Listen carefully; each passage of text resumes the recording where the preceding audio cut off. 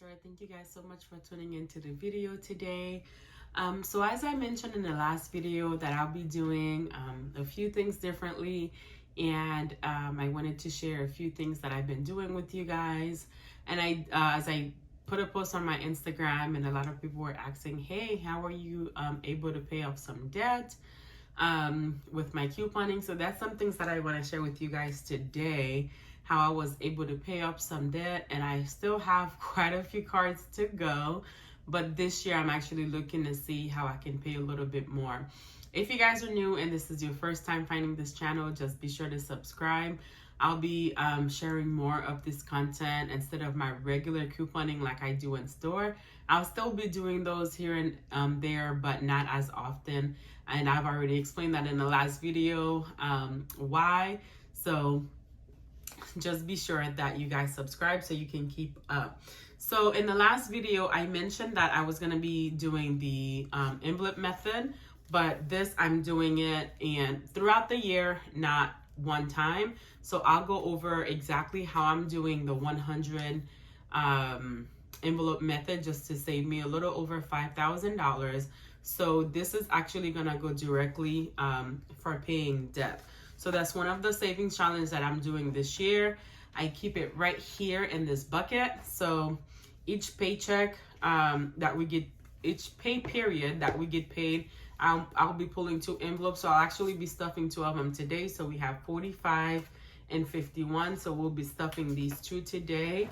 And by the time December comes around, that last pay period in December, I'll be stuffing that last envelope, and I'll go over how much I was able to save for the year. The other method, so the other saving challenge I'm doing, which I did also last year, is the 52-week saving challenge. I got this template from the Budget Mom. You can actually find this. She has lots of resources on her website. But of course, you know, you always do your budget based on what works for you.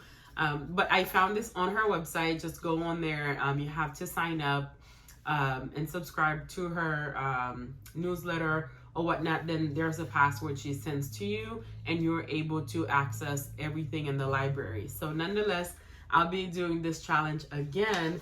I did do it last year. Let me show you guys. So this here is the completed sheet that I did last year. So every time that I'll put money in, I'll just check it. I thought I completed it, but I did miss those last 2. Nonetheless, I was borrowing from this money. So right down here, whatever that I borrowed, I put that I borrowed, and I needed to put it back. But that kind of became like our emergency fund because, again, as I explained prior in the last video, our income doesn't go so wide. So instead of trying to save for emergencies, we actually just try to allocate our funds and prioritize where they go. So that's the one that I did last year. I'm starting this one this year. So I'm excited to do that. I have lots of stuff going on here.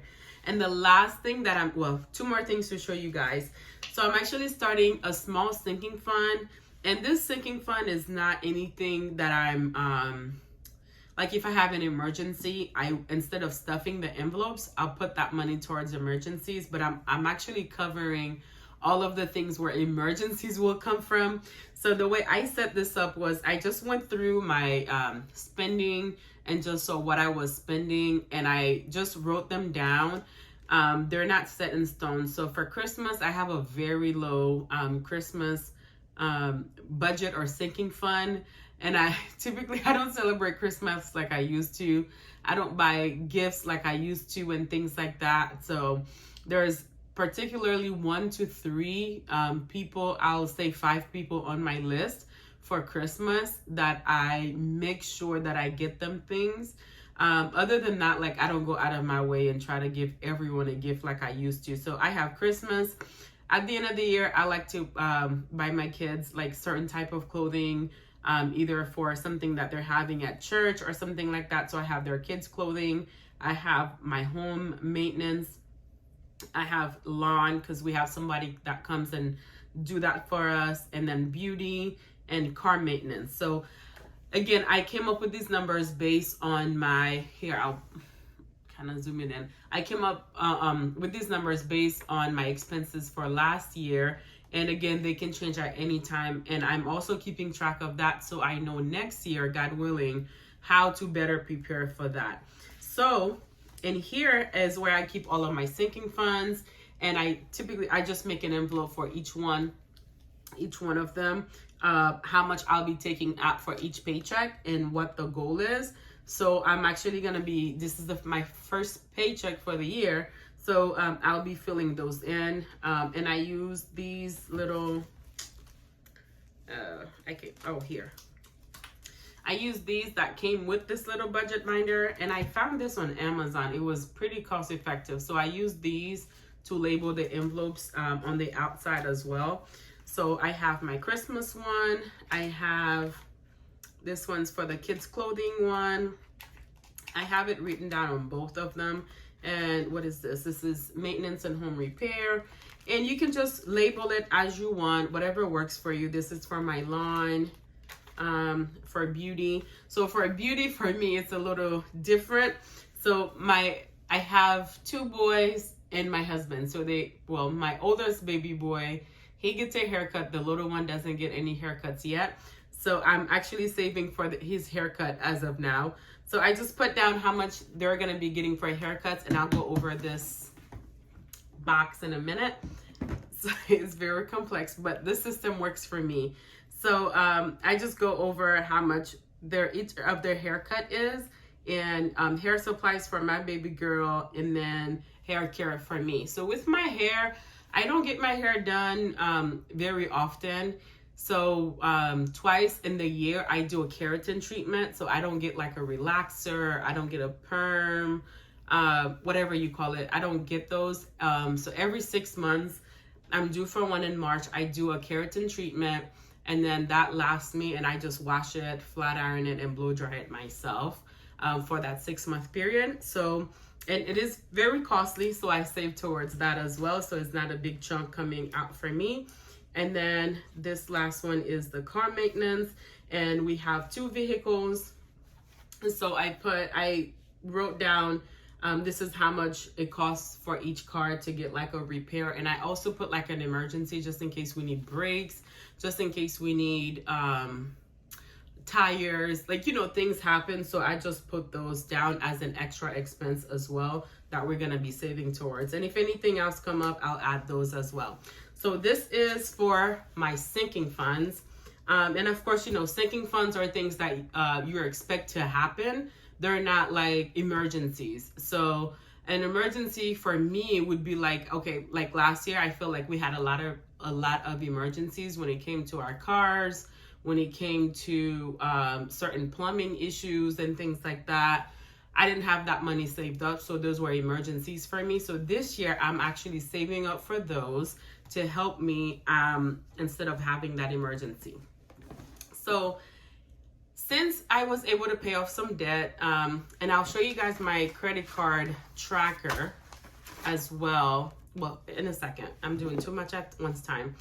We're not using our credit cards right now to pay for anything. My husband has one credit card that he keeps in his wallet, and I have one that I keep with me in my wallet, and we use those credit cards. So I pretty much use my card for gas. So every other week when we get paid, I take out the cash and I put it in the cash envelope. My husband pays for cash, for gas using cash, and I pay with my card. Because I do have like the fuel rewards. When you do gas, you get points back. And also typically I have the kids with me. It's a lot for me to unload, take them inside to pay for gas. It's just easier for me to just pull up at the pump, lock the door, pull down the windows and do gas. But then I put that money right back in that card. So in here is where, in these envelopes, where I keep our regular monthly spending that we do in cash. So, and I got all of these from Amazon, and you can also create your own if you want. I just like these because they were like really colorful. And what I like about these as well is you could just label them up front. You can put how much you're supposed to put on here. Let me turn the camera around. I'll show you guys a little bit more. Some of the envelopes, this is actually not all of them. This is just a few of them. I have some more right here. and I have some more in the box, but here are just a few categories so you can get the idea. So I have like dry clean, I have daycare. So like for daycare, I just put the amount I'm supposed to put here, and then I just pull it out and, you know, and put the cash in there. When that time comes, I just give that, you know, to them. And then you can write it on the back. So for daycare, I don't write it on the back because it's the same amount every week. So for gas, here's the one I have for gas, for example. Gas is a little different for every month. So for the month of January, I took out $400. Sometimes it goes up, sometimes it comes down. So I try to get like bills that are easier to manage instead of all like hundreds or fives, but just try to get like the right amount of bills in there just so that it's easier to manage and you won't get like a lot of change back or whatnot. And this is just an envelope for Haiti. We have family back home, so I feel like this is something that we should plan for, so we just take that out as well.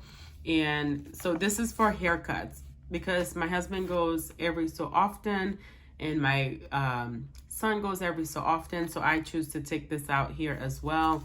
And I'll just put, you know, here for January, $25, for February as it comes and goes. And of course, that haircut money comes from the beauty as well. So in a few minutes here, I'm also gonna write down here for beauty that I took out $25 for haircuts. So that's gonna be part of that money. Let me show you guys that breakdown that I did. Hopefully you could see it. So this is how I, you know, kind of broke it down for all of us, but whatever. You can make it work however it works for you. This is just an idea. So yeah, this is pretty much our envelopes, and these do stay in the house. And of course, we do have a safe that stays right in that safe. They're not out, and even that box, only my husband knows about it. So, and not you guys, but it does stay in the safe, so it's pretty safe for us to keep it where we have it.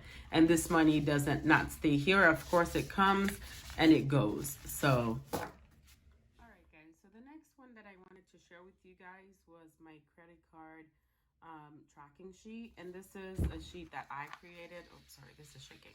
That I created just so that I can keep better track of my credit cards. So, and this is also something that I use in my classes with the people that takes my couponing courses and budgeting courses as well, just so to help them have a better view of what your credit cards really are and what you're spending. So I have the date, the card, the amount that you owe. So this is gonna be like the complete amount that you owe on the card. Then the amount that's due and the interest rate. Now this is where I feel like this was really, really important because a lot of people don't pay attention to the interest rates, and this is why you cannot pay off that card and then your balance. Typically the balance, I don't really fill that in because every month I rewrite how much I owe, but I feel like it'd be helpful as well. So to start with, I will share with you guys, this is where I started. So I started doing this back in the month of May. This is when I started to keep track of my cards. So this was kind of like the first kind of scrap sheet that I created, and you can see here all of the dates are out of order, but I just wanted to make sure that I have a visual of my cards, and I wrote down the interest rates. And I'll show you a more recent one where I actually started writing down how much the interest rate was. So when I did this, that actually turned on a big light bulb for me. So this card here, we were able to pay this one off. I paid off a Walmart card. I believe it was the one with the smallest amount. So anyways, the way I went about paying off those 3 cards, and we actually just did another one. I'm so excited.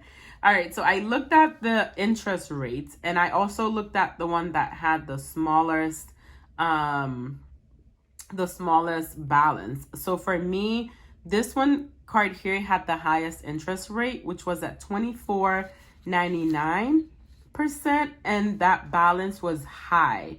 which was $2,300, and the amount that was due was $71. And then when I'll get the statements and I'll realize, oh, only 25% of that is going towards payment, and it wasn't really moving it. So we decided to pay this one off, and I believe, I can't remember which other one. I think it was one of the other ones that had the smallest balance. Yeah, this one here and those two right here, we did pay them off. And I did have another one that I paid off as well. I can't remember which one it is. I feel like it was the US Bank, and this one here. So we paid off these cards right here. So, but if you guys would like this, let me know. You can actually, I'll link it over on my website. I have a thing that says templates. So under templates, I'll link this over so you guys can have access to it as well. And so when we started with our credit card debts, what I wanted to add up was how much we were spending monthly on credit card debt. How much we were spending monthly and how could we save that amount. And I just wrote down how much each one of ours were per month. And this was our total right here. You can't see it. So this was our total right here. So anyways, yeah, we were able to pay those off, but this is what I'm currently using to pay off my card. And I'll do one for February because this year, what I decided to do was add up how much my interest rates were for all of our cards that we had remaining. And I believe the interest rate came out to about $200 and some dollars. I'll add them up. Okay, so here is the most recent one that I did for December. This is for December. And I began to write down how much the interest rates were on each card. This card right here, this Rooms to Go card, the interest was like about 30%.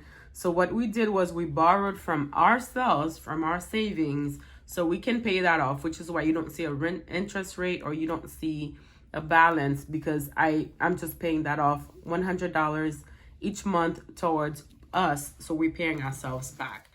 So, yeah, so I started adding up the interest rates just to see where we were. And when I added them up, they were coming out to about, I want to say 120 to 200 and something dollars. So what we decided to do this year to help us with those interest rates were to borrow again from ourselves. So we actually borrowed this amount from ourselves, and we're paying off all of our cards. And thank God now that we actually did this envelope system in 2019. So we're going back to this, which I am so excited. I got this box from CVS, and yeah, it was completely free with the Hallmark CRTs. While I have the camera turned, I'll show you guys. This is what the 52 challenge one looks like.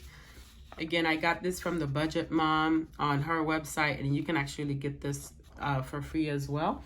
But yeah, we did this envelope system back in 2019. Oh my goodness, it really worked beautifully for us. The only problem that happened was we became pregnant. So, and being pregnant and things not going the way we wanted to. And then of course, COVID hit. So things were just out of order for us. So then we went back again to using our credit cards. And by going back again to using our credit cards, that really just put us into more debt. So, yeah, I'm starting again. I want to get back on track where I was, so we can pay off all this debt and be debt free. The only other debt I do have is our car loan. So we're working on that. So anyways, here are the two envelopes that we pulled. So we have 51 and 45. I'm actually just going to fill those up now. And I actually do want to do the higher bills just so that I can have less of a poof on these envelopes. So let me know if you guys have any questions, and then I'll put them in the back of this bucket. So I know that they're already done, and I'll seal them up. So we're doing 45. I have 40 here and then 5. So by the end of the year, we'll be able to pay ourselves back that money that we borrowed. And the next thing that I'm gonna do is I'm gonna go through this money in here into my sinking funds, and then I'll be done. And also I do like a monthly budget each month. I'll show you guys how I set that up. So I just take a sheet of paper pretty much, and I just write down all of our bills. Well, I'll show you guys how to do that next time, but I just write down everything, and I actually just put highlights on what I need to take out as cash, and what stays in the bank and what get transferred out, and what I need to pull out. So that's pretty much how I do all of this, and that keeps me on track. So yeah, guys, let me know if you have any questions. Let me know if you need help with budgeting and putting things in order in your house, not in your house, and your finances. Tracker template, you can definitely get it from my website at savetoserve.com. And if you guys like to sign up for my couponing workshop, it's going to be on the 31st, and you can sign up for that as well. So the next video that I was saying that I was going to be doing was going to be on how to resell, because I did get like some questions on how to resell, how to price your items and things like that. So let me know if you guys have any questions about that. So look out for that video, and I'll see you guys in the next one. Have a good one. Hopefully this was helpful to you. Let me know if you have any questions in the comments below. Bye guys.